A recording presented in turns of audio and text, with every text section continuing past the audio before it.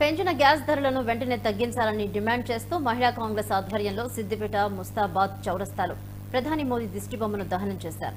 మహిళా కాంగ్రెస్ రాష్ట్ర అధ్యక్షురాలు సునీతారావు, జిల్లా అధ్యక్షురాలు ముద్దం లక్ష్మి ఆధ్వర్యంలో ఈ నిరసన చేపట్టారు. ప్రధాని మోదీకి కుటుంబం ఉంటే మహిళలు పడుతున్న బాధలు తెలిసేవని ఆక్షేపించారు. పెంచిన గ్యాస్ ధరలతో మహిళలు తీవ్ర ఇబ్బందులు పడుతున్నారని తెలిపారు.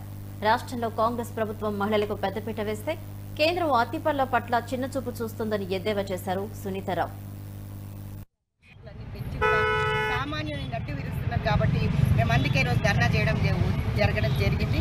ముస్తాబాద్ చౌరస్తాలో ఇక్కడ మేము ఆయన దిష్టి బొమ్మ కూడా కలవడం జరిగింది. ప్రధానమంత్రికి కనీసం ఇంగిత జ్ఞానం ఉండాలి. ఉజ్వల పథకం అంటాడు, బేటీ బచావో బేటీ పడావో అంటారు. ప్రతి దగ్గర మోసమే. ఎక్కడ చూడు మహిళా రక్షణ అనేది కూడా కరువైపోయింది.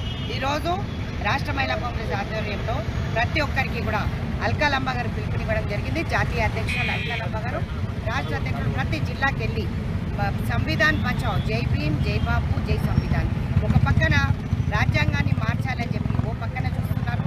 మేము నిజంగా కూడా ఒకరేమో రాజ్యాంగాన్ని తిరిగి రాస్తానన్న కేసీఆర్ గారిని ఫామ్ హౌస్కి పంపించారు.